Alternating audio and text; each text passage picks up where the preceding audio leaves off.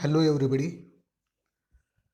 My today's topic of discussion is plant group bryophytes. In this lecture, we will try to cover the general characteristics of the bryophytes using this PowerPoint presentation. Now the first slide gives us idea about the position of bryophytes in kingdom Plantae.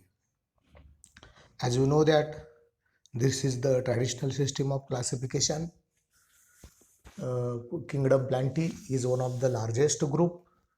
This Kingdom Plantae divided into two divisions, cryptogams and phanerogams. Cryptogams are called as the primitive plants and phanerogams called as advanced plants. Why cryptogams called as primitive plants?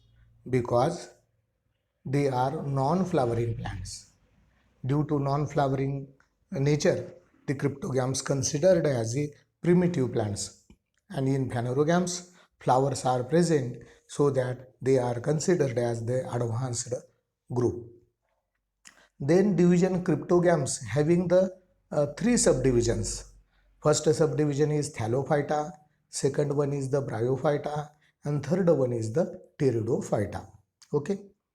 First subdivision Thallophyta.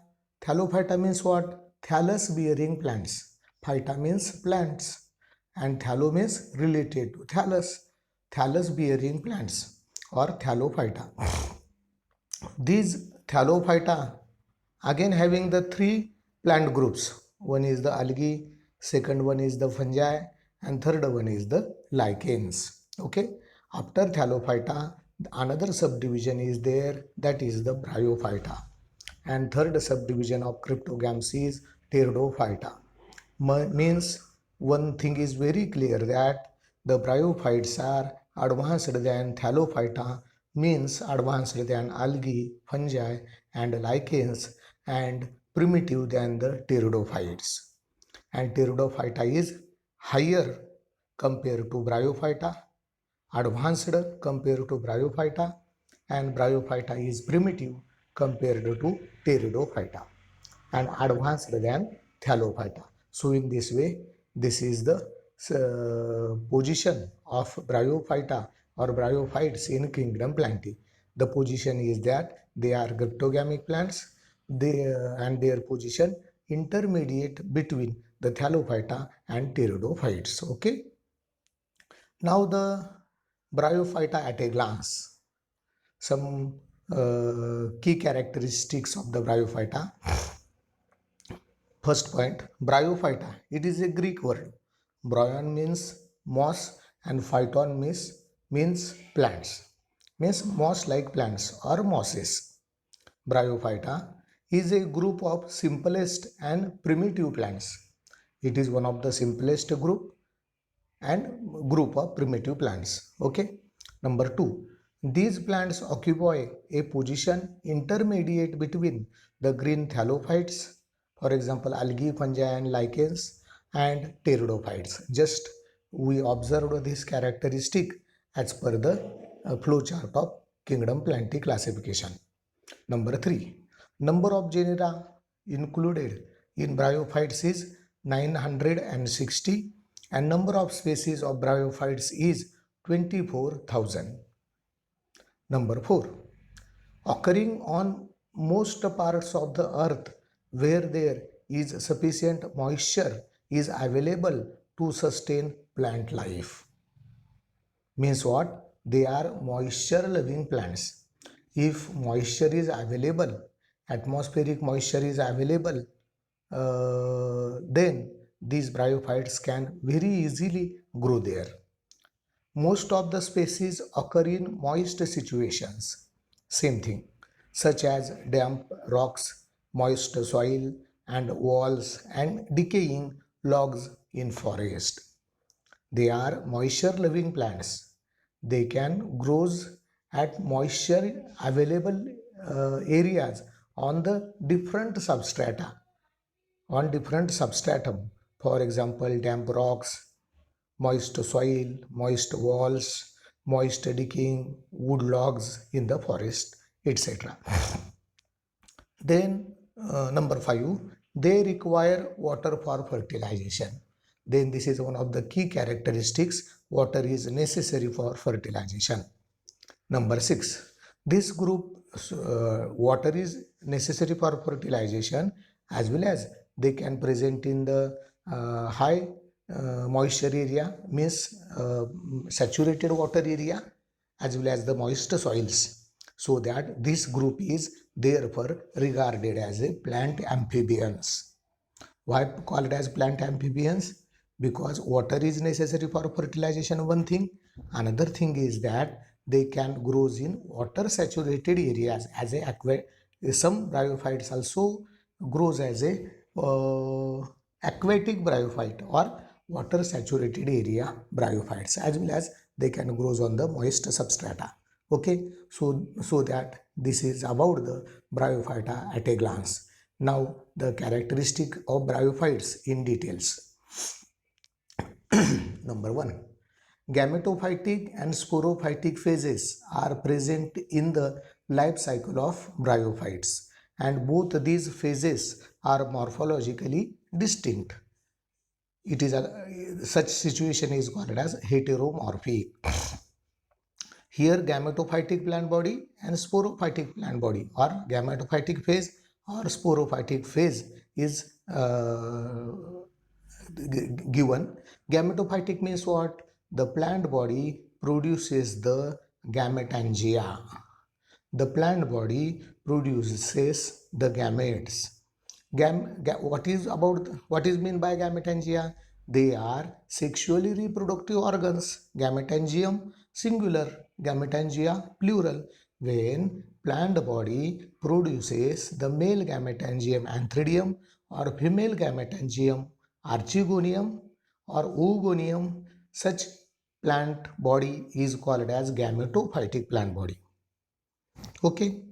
In case of algae, fungi, lichens, or in case of algae and fungi, the female reproductive structure or female gametangium called as the oogonium. But in case of bryophytes, that oogonium, female reproductive organ, having the different term, that is the archegonium. So gametophytic plant body means the male and female gametangia producing plant body. Male gametangium antheridium, female gametangium is the archegonium. Okay. And a sporophytic plant body means what? The sporophytic plant body means the plant body which produces the spores. The plant body which produces the spore containing structure. The plant body causes the spore producing organ. Spores producing organ तयार करणाऱ्या plant बॉडीला काय म्हणलं जातं? तर sporophytic plant body. Okay. And these two plant bodies are morphologically distinct. ह्या दोन्ही कशा आहेत?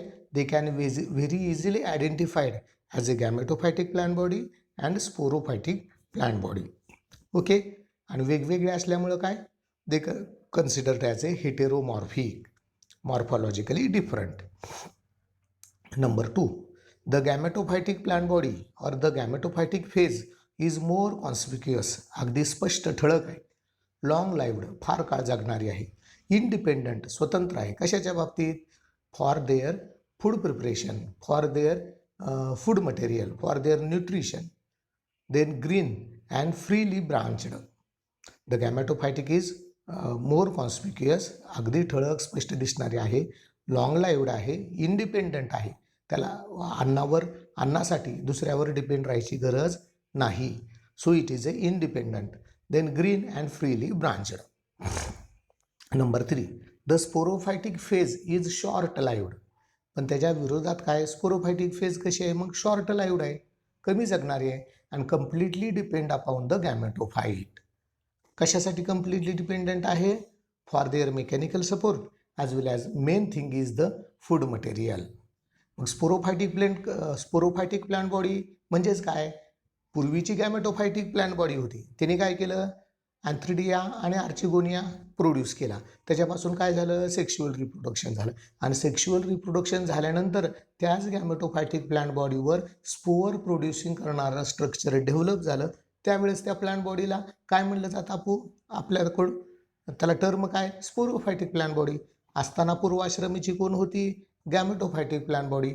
मग ते जे रूट्स असतील, रायझॉइड्स असतील, ते सॉईलमध्ये ते वॉटर मिनरल्स ॲब्सॉर्ब करून घेणार आणि ग्रीन असल्यामुळे ते फोटोसिंथेसिस करत होतं, बरोबर आहे. आणि त्याच प्लांट बॉडीवर हे स्पोरोफायटिक स्ट्रक्चर तयार झाल्यानंतर, स्पोर प्रोड्युसिंग स्ट्रक्चर तयार झाल्यानंतर ते कधी होणार, आफ्टर सेक्शुअल रिप्रोडक्शन.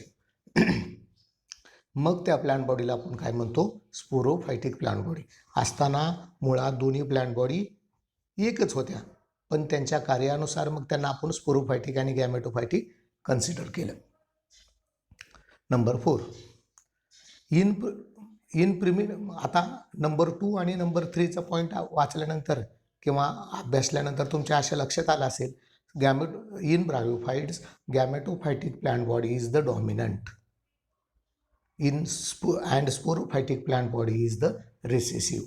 मुख्य प्लांट बॉडी कोण आहे मग ब्रायोमध्ये, गॅमेटोफायटिक आहे. आणि त्यानंतर उप प्लांट बॉडी किंवा त्याच्यापेक्षा कमी महत्त्वाची प्लांट बॉडी कोण आहे तर sporophytic plant body. Number 4, in primitive forms, example Riccia and Marchantia, the gametophyte is prostrate horizontal to the substratum and thallus undifferentiated plant body. But in mosses, the plant body is erect, differentiated into stem called as axis and another lateral appendages called as leaves. बघा, तुम्ही जर primitive forms बघितले ब्रायोफाइटमधले, example मार्कॅन्शिया किंवा Riccia, त्यामध्ये plant body कशी आहे, थॅलॉइड आहे. थॅलॉइड म्हणजे काय, अनडिफरन्शिएटेड आणि प्रोस्ट्रेट आहे, हॉरिझॉन्टल टू द सबस्ट्रॅटम, जमिनीला अशी समांतर थॅलस दिसतो. पण तुम्ही जर मॉसेसमध्ये बघितलं तर ती प्लांट बॉडी कशी आहे, इरेक्ट आहे. इरेक्ट म्हणजे कशी, अशी उभी, सरळ. आणि उभ्या प्लांट बॉडीवर काय दिसतात तर centrally located axis and produces the leafy appendages called as leaves. मग ते त्याला लॅटरल ॲपेंडेजेस येतात, त्याला आपण लीव्ज म्हणतो. हे पुढे डायग्रामच्या माध्यमातून तुम्हाला दिसेल. Number 5, true roots are absent and the function of anchorage and absorption is performed by filamentous structures known as rhizoids. As they are cryptogams, true roots are absent. Instead of true roots ऐवजी here rhizoids are present. मग इथं कोण असतात, rhizoids. मग त्यांचं function काय, same. कशासारखं same तर रूटसारखं. काय करणं, अँकरेज करणं, जमिनीला घट्ट धरून ठेवणं त्या. आणि दुसरं म्हणजे काय, absorption of water and minerals from the substratum. Okay, so here rhizoids are present, they are filamentous. Okay. Number 6, मग रूट आहेत का इथं, नाही. मग त्याच्याऐवजी कोण आहे तर रायझॉइड्स आहेत. Number 6, the members of the order Marchantiales also have multicellular scales in addition to rhizoids, which protect the growing region of the thallus and help in the absorption of the water. आता हे कशाच्या बाबतीत सांगितले, फक्त मार्कॅन्शियल्स ऑर्डरच्या बाबतीत सांगितले. सर्वसाधारण सर्व ब्रायोफाइट्समध्ये मॉसेस असू दे किंवा थॅलॉइड असू दे, सगळ्यामध्ये रायझॉइड्स आहेत. पण मार्कॅन्शियल्स ऑर्डरमध्ये ह्या रायझॉइड सोबतच आणखीन एक स्ट्रक्चर आहे, ते म्हणजे स्केल्स. त्या स्केल्सचं काम काय, प्रोटेक्ट द ग्रोईंग रिजन. जो टिप आहे ब्रायोफाइटचा, ग्रोईंग टिप काय करणं, प्रोटेक्ट करणं आणि वॉटर मिनरल ॲब्सॉर्प्शन करण्यासाठी त्या रायझॉइडला मदत करणं. आलं लक्षात. So this is about the multicellular scales present in the Marchantiales order. Example Marchantia. Then number 7, the plant body is composed of parenchymatous cells only, and lacks fully differentiated xylem and phloem. आता इथं काय होतं, internally plant body is only made by parenchymatous cells and cellular differentiation we cannot find. Okay, so that anatomically they are very simple. ॲनाटॉमिकली कसे ते खूप simple आहेत. का तर एकाच प्रकारचे सेल्स त्यामध्ये बघायला मिळतात. तिथं सेल व्हेरिएशन, टिश्यूचं डिफरन्सिएशन आपल्याला पाहायला मिळत नाही. ओके. आणि डिफरन्सिएटेड झायलेम आणि फ्लोएम हे पण मिळणार नाही. जसं ॲडव्हान्स्ड ग्रुपमध्ये टेरिडोफाईटमध्ये, जिम्नो, अँजिओमध्ये आपण झायलेम बघतो, फ्लोएम बघतो, त्यांचे वेगवेगळे एलिमेंट्स बघतो, तसं इतर इंटरनली झायलेम आणि फ्लोएम हे पण तुम्हाला दिसणार नाही. म्हणजे सगळ्या ऑल सेल्स आर अलाईक.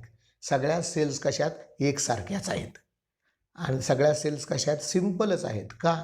कारण त्या सिम्पल पॅरेन्कायमाटा सेल्सपासून बनलेल्या आहेत. So internally the anatomy is very poor which is only made by parenchymata cells. आता इथं बघा या डायग्राममध्ये दिस फोटोप्लेट shows the external features of the thaloid bryophytes as well as the mosses. आता थॅलॉइड ब्रायोफाइट्स इथं कुठले कुठले दिलेत? डायग्राम नंबर ABCD हे कोण आहे? सगळे थॅलॉइड ब्रायोफाइट्स. ए आणि बी दोघं एकच आहेत. Both R Riccia. ए मध्ये काय? Riccia fully grown in rose like manner or such thallus is called as rosette thallus. असं हे रोजसारखं वाढलेलं दिसतं, रोजेड थॅलस. आणि तिथं बी मध्ये काय दाखवलं आहे? त्यातला एक पीस काढून बाजूला दाखवला आहे. त्यातलाच एक पीस काय दाखवलाय? बाजूला दाखवलाय तो रिक्शिया थॅलस. ओके. ए आणि बी कोण आहेत? Riccia thallus. They are prostrate. Prostrate म्हणजे असं जमिनीला समांतर आहेत, हॉरिझॉन्टल आहेत. आणि दे आर थॅलॉइड. आणि ते कसे आहेत? थॅलॉइड आहेत. Thalloid means their plant body is cannot differentiated into stem, leaves, roots. They are simple plant body. आता सी मध्ये बघा. C is the thallus of the Markantia. Again, this is the prostrate green thalloid plant body. Again, produce rhizoids from the basal side, and each and every rhizoids, either thalloid or mosses, they produce the rhizoids from their ventral side, means lower side of the thallus. D मध्ये, D is the porella, thallus of the porella. A, B, C, D, these are the thalloid bryophytes. But E and F, they are the mosses. Their plant body is the erect. They show centrally located axis, and that axis again produces the lateral appendages called as the leaves. असे leaves हे तयार होतात. आणि वर काय दाखवलेलं आहे? एक शेंडा येऊन त्याला कॅप्सूल आलेलं दाखवलंय. That is the sporophytic plant body. ते काय आहे? तर स्पोरोफायटिक प्लांट बॉडी आहे. म्हणजे काय? Spore producing structure capsule is there. अशा प्रकारे हे प्लांट बॉडी यामध्ये दाखवलेले आहेत, मॉसेसच्या आणि थॅलॉइड ब्रायोफाइट्सच्या. नाव about the reproduction of bryophytes. Number 8, they reproduces by vegetatively and sexually. त्यामध्ये दोन्ही रिप्रोडक्शन बघायला भेटतं, व्हिजिटेटिव्हली पण आणि सेक्शुअली पण, आणि असेक्शुअली पण. असेक्शुअल पण आहे, आणि असेक्शुअल म्हणण्यापेक्षा फक्त व्हिजिटेटिव्ह म्हणूया आपण. ओके. नंबर 9, व्हिजिटेटिव्ह मल्टिप्लिकेशन म्हणजेच reproduction. Vegetative multiplication takes place by decay म्हणजे कुजणे, अँड डेथ मरून जाणे. Decay and death of the older part of the थॅलस.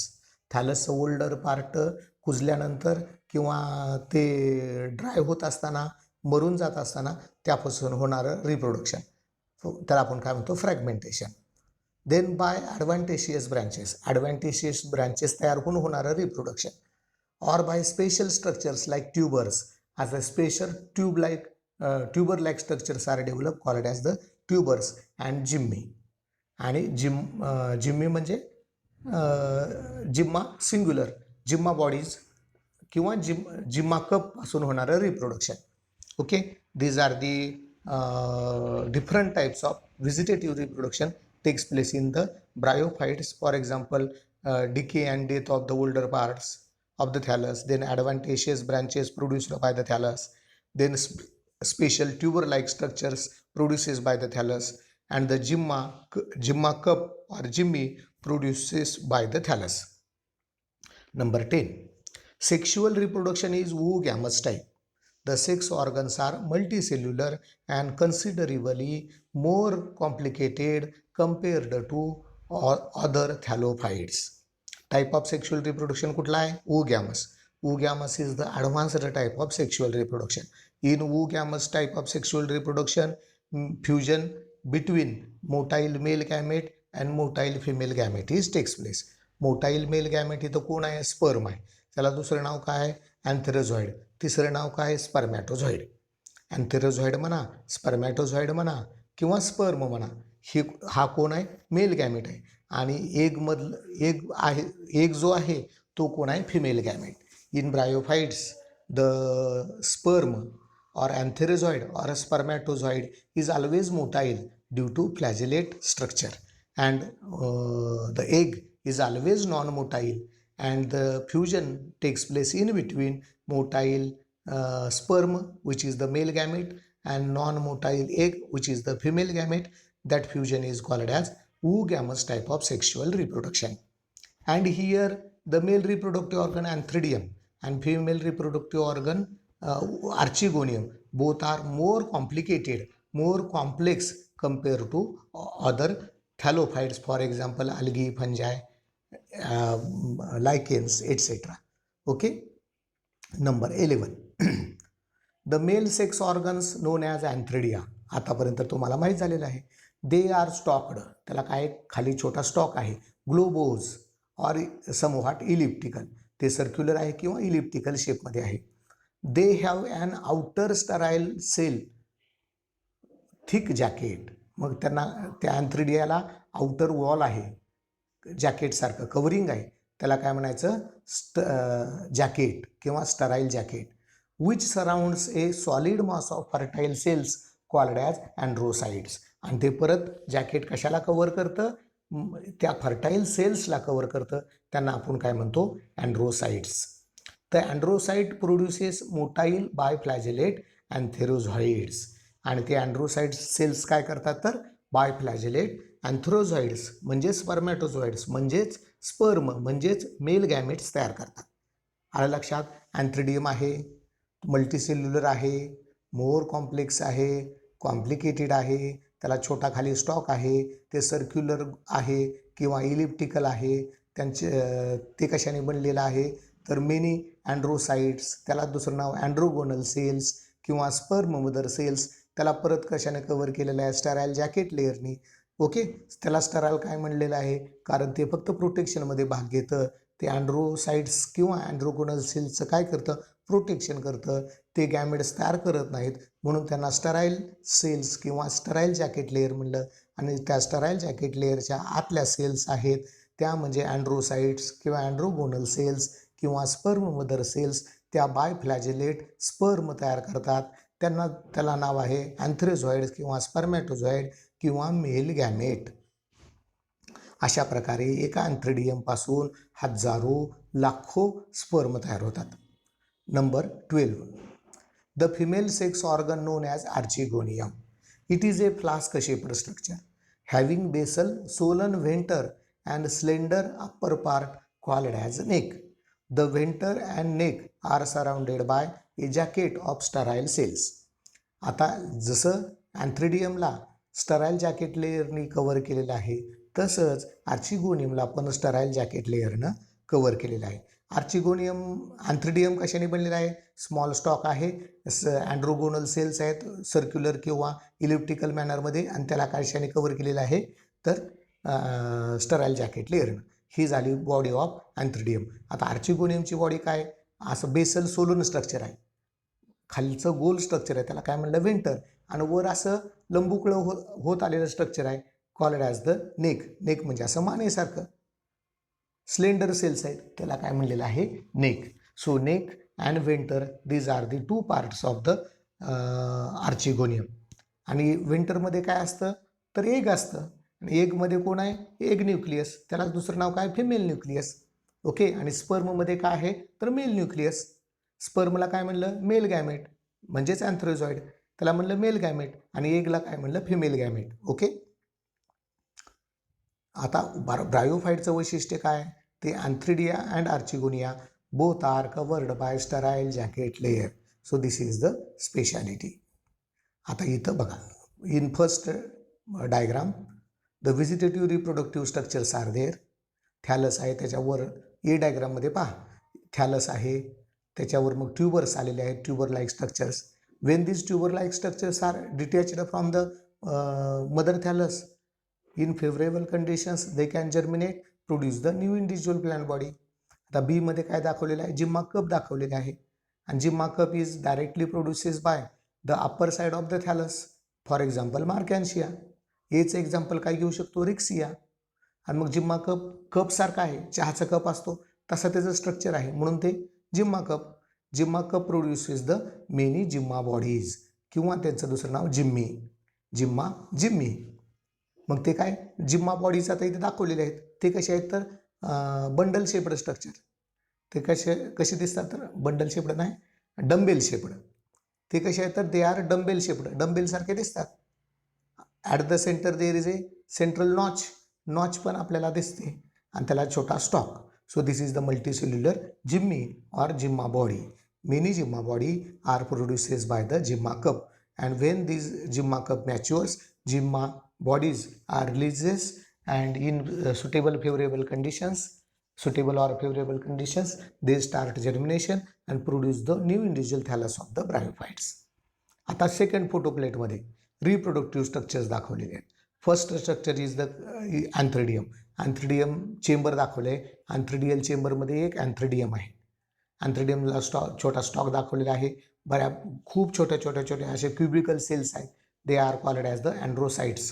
त्यालाच नाव काय, अँड्रोगोनल सेल्स. त्याला तिसरं नाव काय, स्पर्म मदर सेल्स किंवा अँड्रोगोनल मदर सेल्स, काही म्हणा.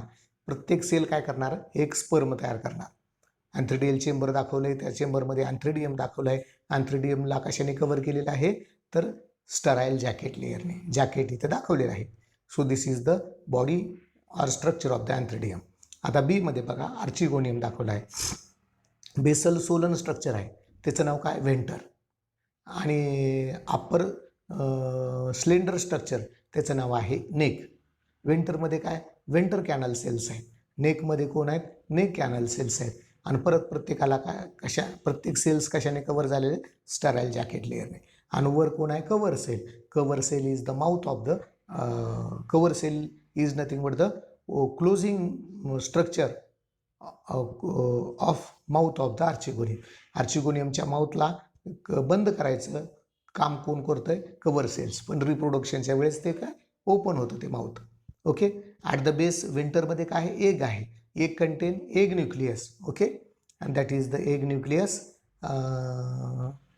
Called as the female gamete. त्याला दुसरं नाव काय, फिमेल गॅमेट. मग आता ह्या अँड्रोगोनल सेल्स अँथ्रिडियममधनं मेनी स्पर्म निघतील, आर्चिगोनियममध्ये येऊन खाली एगला फ्यूज होतील. अशा प्रकारे सेक्शुअल रिप्रोडक्शन होऊन काय तयार होईल तर डिप्लॉइड झायगोटिक कंडिशन तयार होईल. Next characteristics regarding sexual reproduction, fertilisation and post fertilisation changes. Number 13, water is necessary for fertilisation. ते कशासाठी, to transfer the sperms from one place to another place. Although many antherozoids may enter the neck, only one fuses with the egg to form a diploid zygote.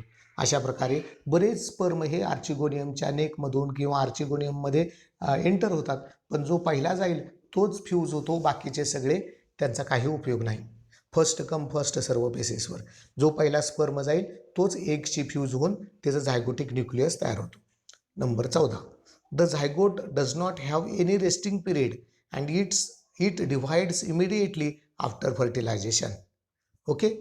तो zygote तयार झाला, male nucleus present in sperm and female nucleus present in fuses. Both nuclei are haploid. Fusion of haploid nuclei, so diploid zygotic condition is form और zygotic nucleus is form. मग तो zygote without any resting period, तो resting पिरियडमध्ये जात नाही आणि लगेच तो काय होतो तर डिव्हाइड व्हायला सुरुवात करतो. Number 15, the first division of the zygote is always transverse. त्याची पहिली कशी डिव्हिजन होती, transverse. And the outer cells gives rise to embryo. And outer cells काय तयार करतात तर embryo. The embryo develops within the venter of the archegonium. तो कुठं होतं तयार एम्ब्रिओ, त्या आर्चिगोनियमच्या व्हेंटरमध्ये म्हणजे बेसल सेलला. Number 16, the sporophyte developing from the embryo is a simple structure without rhizoids, stem or leaves. It is completely dependent upon the gametophyte. मग ज्या गॅमेटोफायटिक प्लांट बॉडीमध्ये ज्या आर्चिगोनियमच्या ठिकाणी सेक्शुअल रिप्रोडक्शन झालं, झायगोटिक न्यूक्लियस तयार झाला, तोच झायगोट परत त्याचं काय झालं, ट्रान्सवर्स डिव्हिजन झाली आणि ट्रान्सवर्स डिव्हिजन झाल्यानंतर एम्ब्रिओ तयार झाला आणि एम्ब्रिओपासून काय तयार झालं तर स्पोरोफायटिक स्ट्रक्चर तयार झालं.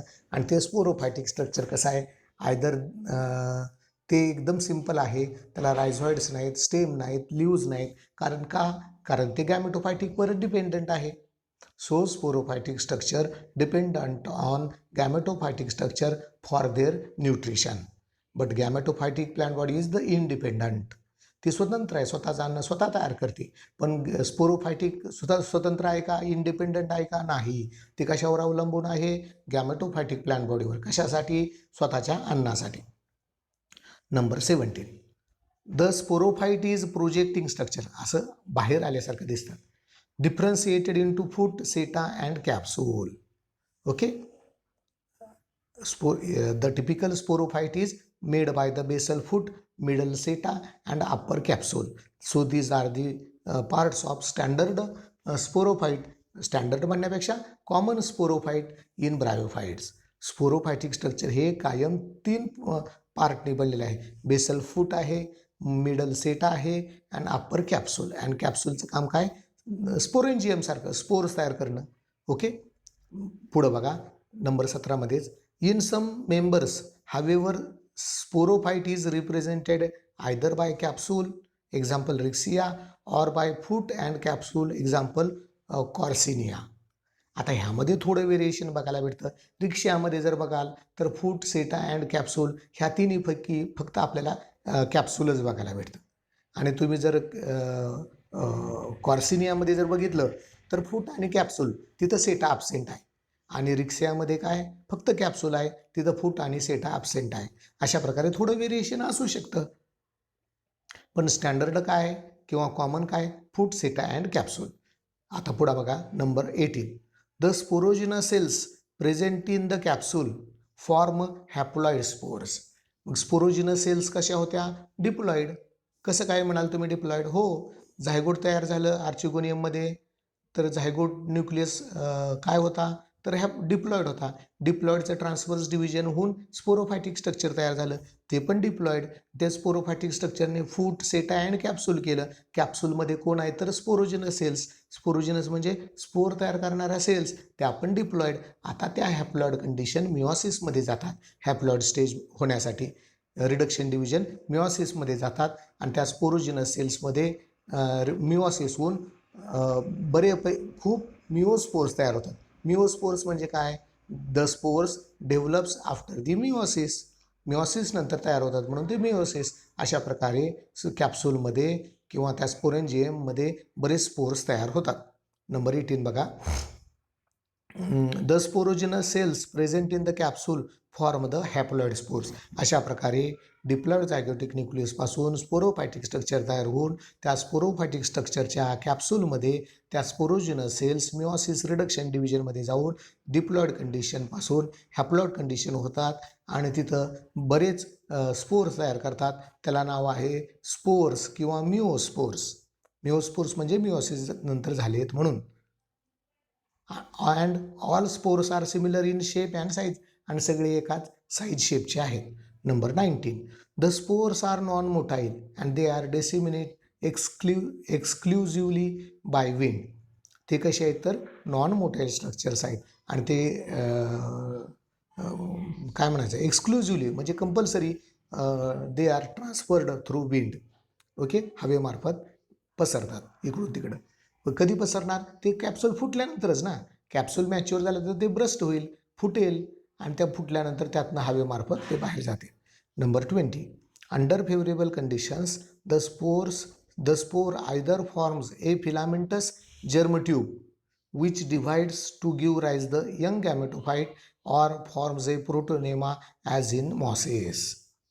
The protonema bears many buds developing in erect gametophores. मग हे स्पोर्स बघा, आता लक्ष द्या, 20 नंबरचा पॉईंट आपण डिस्कस करतोय. ज्यावेळेस कॅप्सूल फुटेल त्यातनं स्पोर्स हवेमार्फत डिस्पर्स होतील ज्यावेळेस ते सेटल डाऊन होतील कुठल्या सबस्ट्रॅटमवर, त्यांना जर मॉइश्चर अवेलेबल झालं ते जर्मिनेट होतील. जर्मिनेट झाल्यानंतर फिलामेंटस जर्मोट्यूब त्यातनं बाहेर येईल. फिलामेंटस जर्मोट्यूबपासून नवीन गॅमेटोफायटिक प्लांट बॉडी ही ब्रायोफायटाची तयार होईल. हे कशाच्या बाबतीत? थॅलॉइड ब्रायोफायटच्या बाबतीत. ओके. पण मॉसेसच्या बाबतीत तर स्पोर जर्मिनेट झाल्यानंतर त्याच्यापासून प्रोटोनेमा तयार होईल. प्रोटोनेमा म्हणजेच काय? तर गॅमेटोफायटिक प्लांट बॉडीच आहे ती एक. प्रोटोनेमा तयार होईल आणि त्या प्रोटोनेमापासून मग परत काय होईल? गॅमेटोफायटिक प्लांट बॉडी.